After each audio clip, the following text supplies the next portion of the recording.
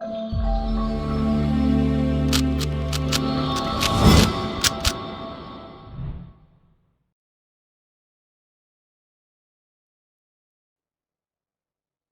2021 में किस उत्तराखंडी को पद्मश्री पुरस्कार से सम्मानित किया गया? उत्तर होगा प्रेमचंद शर्मा, डॉक्टर भूपेंद्र कुमार सिंह। देखिए, यह जो पद्मश्री पुरस्कार मिला है उत्तराखंडी को, ये कोई एक व्यक्ति नहीं है, यहाँ पर दो व्यक्तियों को ये पुरस्कार मिला है। पहले है प्रेमचंद शर्मा, जिनको यह पुरस्कार मिला है कृषि के क्षेत्र में कार्य करने हेतु। उन्होंने बहुत ही अच्छे कार्य कृषि के क्षेत्र में करे हैं, उसके प्रोत्साहन करने, उसे प्रोत्साहित करने के लिए, बढ़ाने के लिए। इसके साथ ही जो दूसरा ये पद्मश्री पुरस्कार मिला है, ये मिला है डॉक्टर भूपेंद्र कुमार सिंह संजय को। इनको यह पुरस्कार चिकित्सा के क्षेत्र में मिला है। देखिए, परीक्षाओं की दृष्टि से आपसे पूछा जा सकता है किनको ये पुरस्कार मिला, तो आपको याद रखना है प्रेमचंद शर्मा, डॉक्टर भूपेंद्र कुमार सिंह। और साथ में वो यह भी पूछ सकते हैं कि प्रेमचंद शर्मा जी को किस कार्य हेतु या किस क्षेत्र में कार्य करने हेतु यह पुरस्कार मिला। तो आपको पता है, आपका उत्तर होगा कृषि क्षेत्र में कार्य करने हेतु। चलिए आगे बढ़ते हैं। उत्तराखंड का पहला बाल थाना कहाँ खोला गया? यानी कि उत्तराखंड का जो पहला बाल थाना, यहाँ बाल थाने का अर्थ है बच्चों के लिए जो थाना खोला गया है, या फिर बच्चों की सहायता करने के पर्पज से जो थाना खोला गया है, वो कहाँ पर है?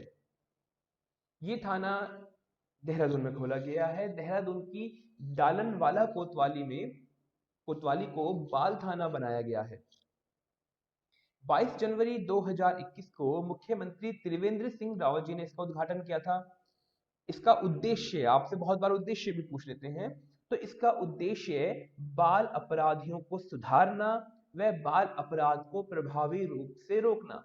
यानी कि देखिए, इसमें जो बाल अपराधी हैं, मुख्य केंद्र कौन है? बाल अपराधी जो हैं, इनको सुधारना और बाल अपराध को प्रभावी रूप से रोकना। यानी कि ये पूरी तरीके से बच्चों पर आधारित है, चाहे वो चाइल्ड अब्यूज हो, चाहे वो किसी भी प्रकार की अन्य घटनाएं हो। ये बहुत एक्टिव थाना रहेगा और मोस्ट फोकस थाना रहेगा बच्चों के लिए, इसलिए ये उत्तराखंड का पहला बाल थाना है। तो आपने याद रखना है, ये कहाँ खोला गया है? देहरादून में इसे खोला गया है। और देहरादून में कहाँ पर खोला गया है? डालनवाला की कोतवाली में। चलिए आगे बढ़ते हैं। हरिद्वार में लगने वाले 2021 कुंभ मेले की थीम क्या है? देखिए, हम सब जानते हैं कि हरिद्वार में महाकुंभ लगता है, और जो इस बार का जो महाकुंभ लग रहा है, उसको एक थीम दी गई है। थीम देने का तात्पर्य ये होता है कि अगर आप किसी इवेंट को कोई थीम दे देते हैं, तो वो अवेयरनेस फैलाती है। इसका उत्तर होगा ग्रीन क्लीन कुंभ।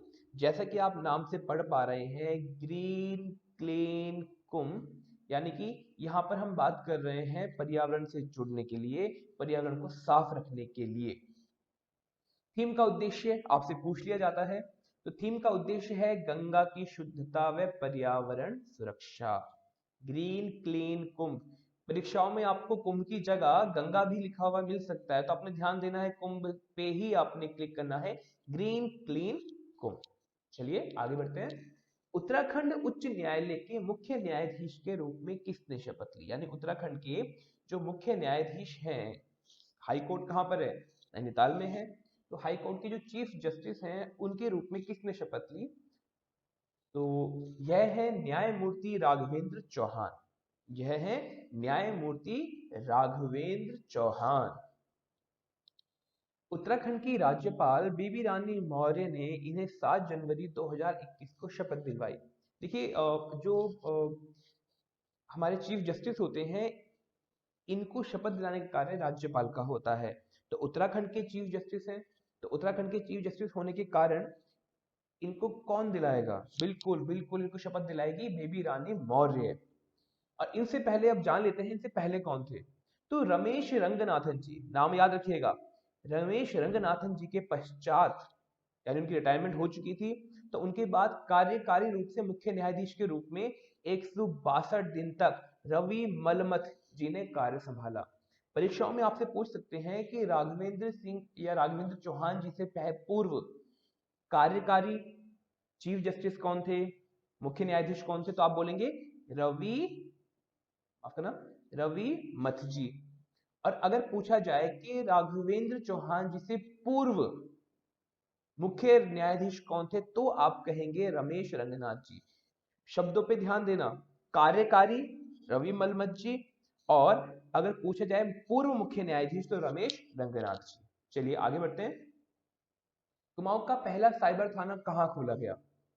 साइबर अपराध से जुड़े हुए आजकल फ्रॉड होते हैं, पैसे वगैरह लूट लिए जाते हैं ओटीपी के थ्रू, नेट के थ्रू, तो उसे साइबर क्राइम कहते हैं।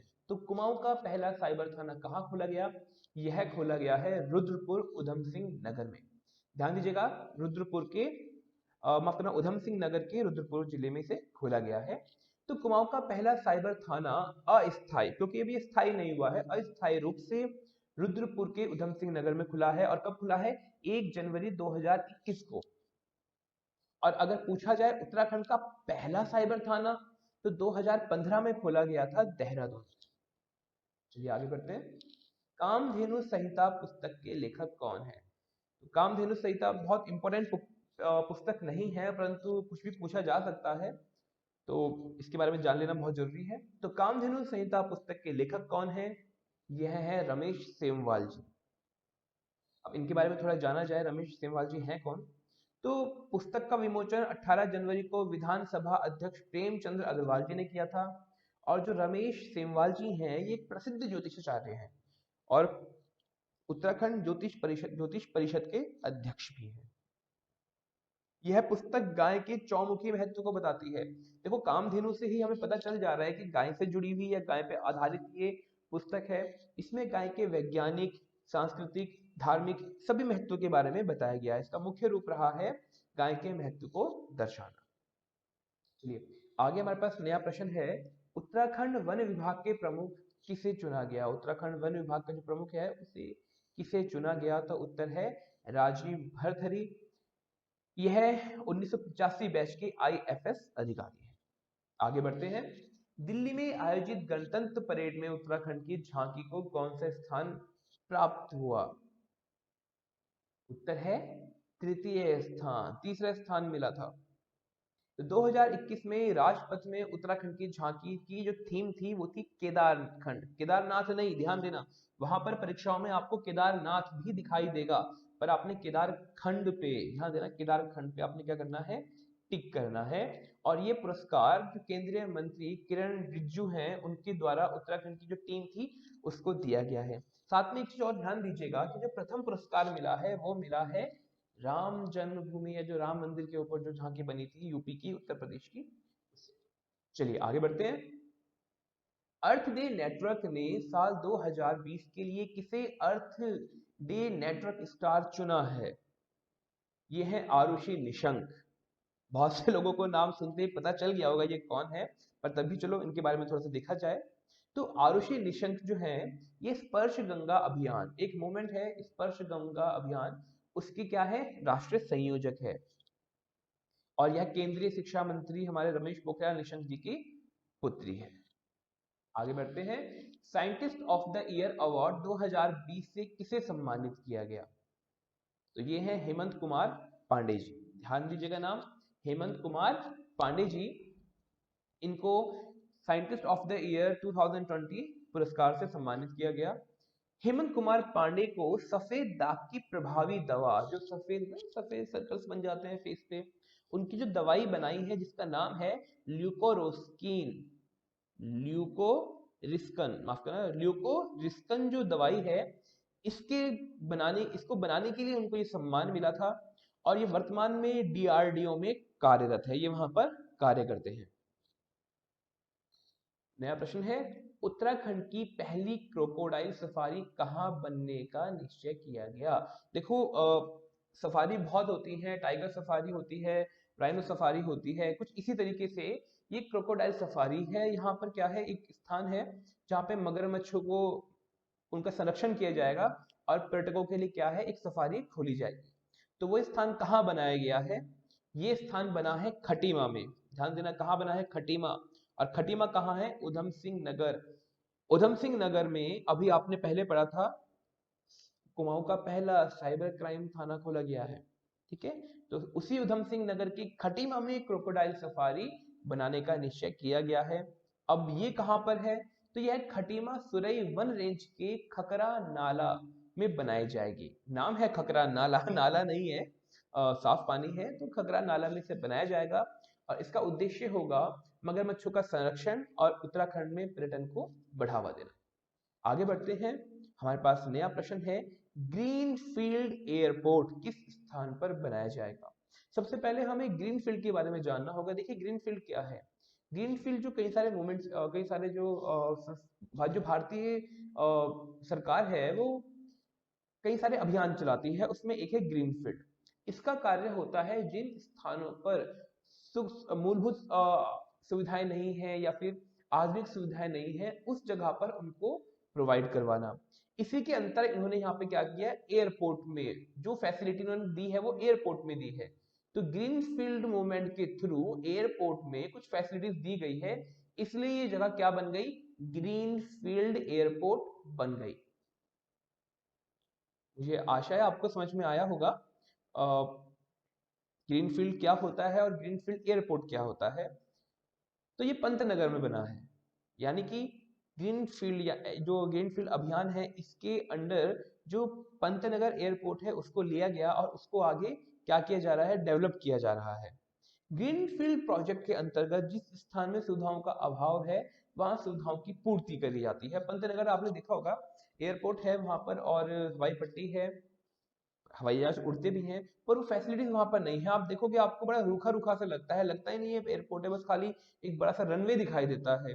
तो उसको और डेवलप करने के लिए ग्रीनफील्ड जो योजना है उसके अंतर्गत उसे ले आए हैं। तो आपका जवाब होगा ग्रीनफील्ड एयरपोर्ट किस स्थान पर बनाया जाएगा, आपका उत्तर क्या होना चाहिए, पंतनगर। आगे हमारे पास नया प्रश्न है, APJ Abdul Kalam scientist award किसने प्राप्त किया। APJ Abdul Kalam scientist award किसने प्राप्त किया, तो ये प्राप्त किया है अमित केसरवानी जी ने। नाम क्या है, अमित केसरवानी जी। तो यह award society of tropical agriculture संस्था द्वारा प्रदान किया जाता है, यानी कि एक सोसाइटी है, सोसाइटी ऑफ ट्रॉपिकल एग्रीकल्चर, यानी एग्रीकल्चर से, कृषि से जुड़ा हुआ है। तो आप समझ सकते हैं कि ये जो अवार्ड दिया जाता है ये किस क्षेत्र के लिए दिया जाता है, एग्रीकल्चर। इन्हें यह अवार्ड कृषि के क्षेत्र में वे छात्रों के लिए बनाए गए पेज एग्रीमेंटर्स के लिए मिला है। इन्होंने क्या किया है, ये अध्यापक है, ये सहायक माफ करना, ये सहायक प्राध्यापक हैं। तो छात्रों को प्रोत्साहित करने के लिए और उनको मोटिवेट करने के लिए, उनका मार्गदर्शन करने के लिए एग्रीमेंटर्स एक पेज उन्होंने बनाया है। यह कहाँ पर कार्यरत है, यह जेबी पंत, गोविंद वल्लभ पंत विश्वविद्यालय में सहायक प्राध्यापक हैं। और आज का अंतिम प्रश्न, उत्तराखंड की पहली लाइफस्टाइल मैगजीन लॉन्च की गई है, उसका नाम क्या है। जो उत्तराखंड की पहली लाइफस्टाइल मैगजीन है उसका नाम क्या है, तो उसका नाम है डिस्कवर उत्तराखंड। उत्तराखंड की खोज, डिस्कवर उत्तराखंड। इससे जुड़ा हुआ जो पॉइंट है वो देख लीजिएगा। इसके कवर पेज स्टार के रूप में साहिल खान को लिया गया है। मुझे समझ में नहीं आता साहिल खान को क्यों लिया गया है, जिसे कोई नहीं ले रहा है। हमारे यहाँ पे और भी बहुत से आइकन है जो उत्तराखंड को रिप्रेजेंट कर सकते हैं लोकल, पता नहीं क्यों बाहर वालों को ले रहे हैं। चलिए छोड़िए ये पॉलिटिकल बातें, मैं इसमें आगे नहीं जाना चाहूंगा। तो हमें याद रखना है कि इसके कवर पेज स्टार के रूप में साहिल खान को लिया गया। और अगर आप नहीं जानते साहिल खान कौन है तो ध्यान रखना, स्टाइल मूवी देखिए, उसमें जो मस्कुलर हीरो था बस वही साहिल खान है। और इसका उद्देश्य है उत्तराखंड को जानना, उत्तराखंड को लोग जाने।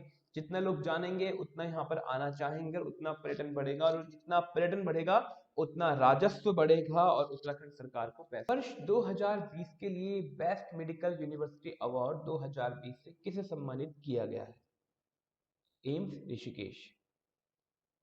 एम्स की शुरुआत ऋषिकेश में 2012 में हुई थी।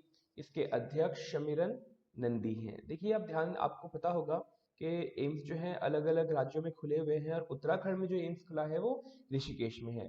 तो एम्स को 2020 के लिए बेस्ट मेडिकल यूनिवर्सिटी अवार्ड 2020 दिया गया है। इसके निदेशक रविकांत जी हैं। आपको याद रखना है, वैसे एम्स ही पूछते हैं पर हो सकता है शायद आपसे पूछ ले, तो अध्यक्ष और निदेशक इनको याद रखिएगा।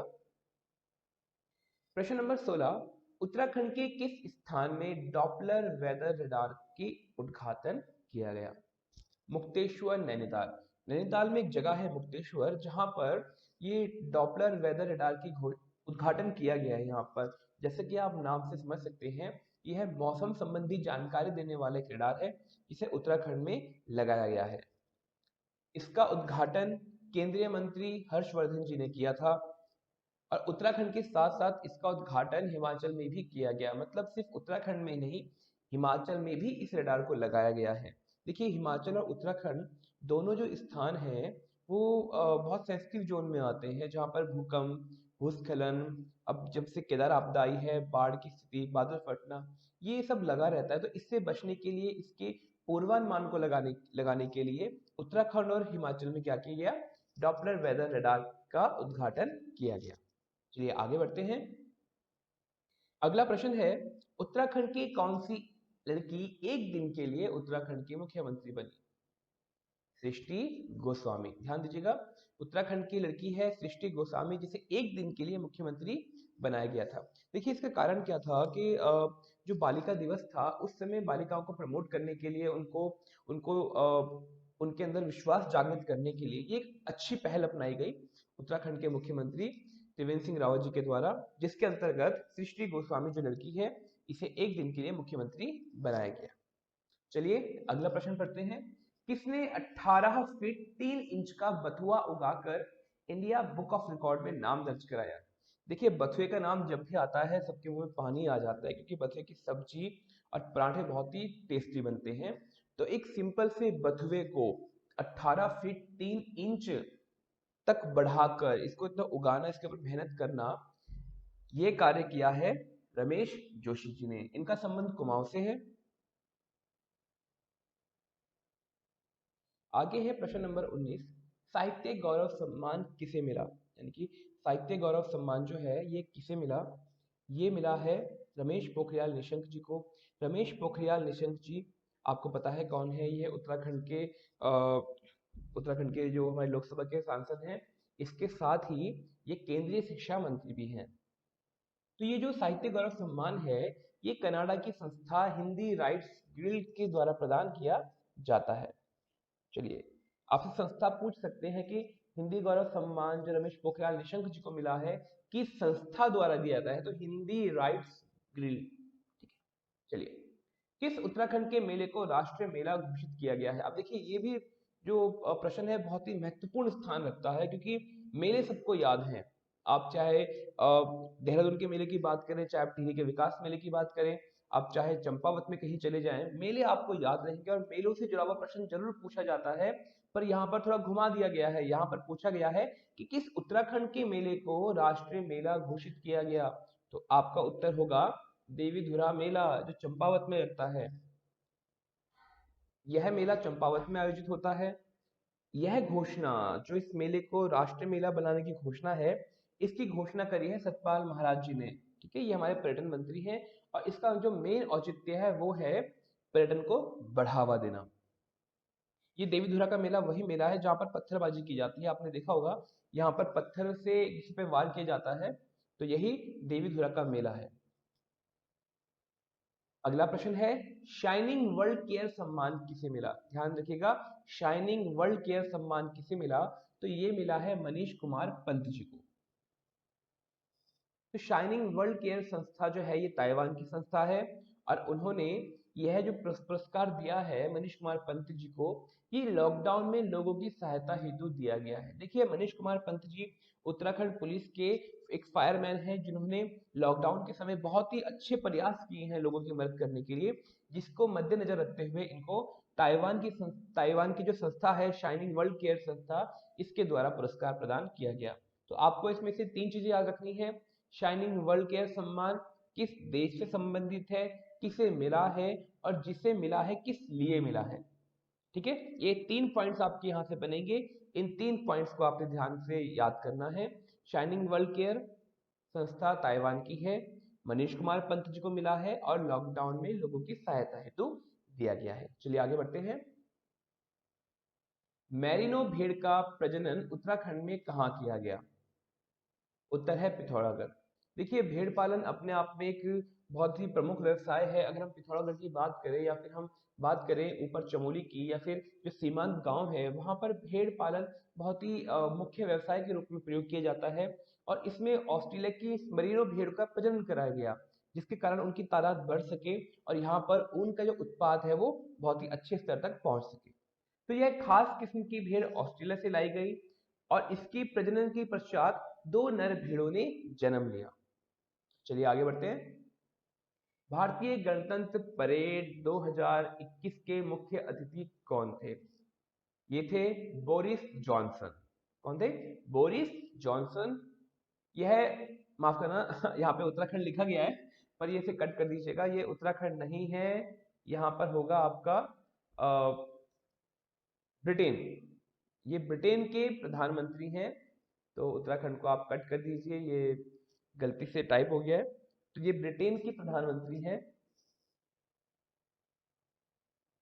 और इनका संबंध जो है वो कंजर्वेटिव पार्टी से है। उत्तराखंड का पहला नेचर कैनेपी वॉक कहाँ बनाया गया है? ये बनाया गया है रुद्रप्रयाग में। और रुद्रप्रयाग में कहाँ बनाया गया देखते हैं।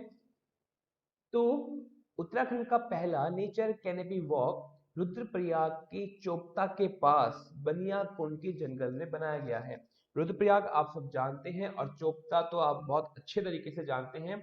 चोपता एक बहुत अच्छा बुग्याल है जहाँ पे एक तुंगनाथ का ट्रैक है, चंद्रशिला का ट्रैक है, लोग ट्रैक करते हैं वहां पे। तो उसके जस्ट बहुत ही पास में बनिया कुंड एक स्थान है, जंगल है, वहां पर नेचर कैनेपी वॉक स्थापित किया गया है। सेल्फी विद स्कूल अभियान की शुरुआत किसने करी? ये इस अभियान की शुरुआत की है आम आदमी पार्टी ने। देखिए, आम आदमी पार्टी आपको पता है उत्तराखंड के विधानसभा चुनाव में अपनी किस्मत को आजमाने वापस आ चुकी है। और उनका जो प्लस पॉइंट हमेशा से रहा है वो ये मानते हैं कि दिल्ली के जो स्कूल है वो बहुत ही अच्छे रहे हैं और हमने बहुत अच्छा किया है स्कूल के लिए। तो इसी क्रम में आगे बढ़ते हुए अपनी पॉलिटिकल या फिर अपनी राजनीतिक इच्छाओं को पूर्ति के लिए या फिर अपने राजनीतिक भविष्य को उजागर करते हुए उन्होंने सेल्फी विद स्कूल अभियान की शुरुआत करी। चलिए आगे बढ़ते हैं। दून विश्वविद्यालय के नए कुलपति कौन है? तो इनका नाम है डॉक्टर सुरेखा डंगवाल। कौन है? डॉक्टर सुरेखा डंगवाल। नाम याद कर लीजिएगा, दून विश्वविद्यालय के नए कुलपति डॉक्टर सुरेखा डंगवाल है। आगे अगले प्रश्न पे बढ़ते हैं। कीवी मिशन योजना की शुरुआत किस राज्य में हुई? तो कीवी मिशन, आपको पता है कीवी एक फल है, इसकी शुरुआत हुई उत्तराखंड में। आप सब जानते हैं कीवी एक प्रकार का फल है और उत्तराखंड में बहुत से ऐसे व्यक्ति रहे जिन्होंने कुछ ना कुछ नया करने की शुरुआत करी। किसी ने कंडाली जो घास होती है उससे, जिसे बिच्छू घास भी कहा जाता है, चाय बनाई। किसी ने मशरूम उगाए, किसी ने अपने बंजर खेतों में कुछ दाल उगाई। इसी क्रम में आगे बढ़ते हुए कुछ लोगों ने कीवी का उत्पादन यहाँ पर करा, जिसके उत्पादन करने के बाद उत्तराखंड सरकार की नजर उन तक पड़ी, उनके प्रयासों पर पड़ी और इसके क्षेत्र में उन्होंने काम करना शुरू किया। तो इसी क्रम में आगे बढ़ते हुए उत्तराखंड के कृषि मंत्री सुबोध नियाल जी ने इसकी घोषणा करी और इसमें उनको अरुणाचल प्रदेश और नाबार्ड का सहयोग प्राप्त हो रहा है। कंडोलिया थीम पार्क कहाँ पर है? देखिए, कंडोलिया, अगर आप स्थानों के बारे में जानते होंगे तो आप बहुत बार आपको नाम से पता चल जाएगा ये किस जगह पे है। तो आपके सामने प्रश्न उत्तर है पौड़ी में। इसका उद्घाटन सतपाल महाराज जी ने किया और जो इसका औचित्य है वो है पर्यटन को बढ़ावा देना। ध्यान रखिएगा, सतपाल महाराज जी हमारे उत्तराखंड के पर्यटन मंत्री हैं। तो पर्यटन को बढ़ावा देने के लिए कंडोलिया थीम पार्क की स्थापना पौड़ी में करी गई। आगे बढ़ते हैं। हमारे पास एक नया प्रश्न है। सुभाष चंद्र बोस आपदा प्रबंधन पुरस्कार 2021 किसे मिला? ध्यान रखिएगा, सुभाष चंद्र बोस आपदा प्रबंधन पुरस्कार 2021 किसे मिला? तो ये मिला है राजेंद्र कुमार भंडारी जी को। तो ये थे जनवरी 2020 के करंट अफेयर का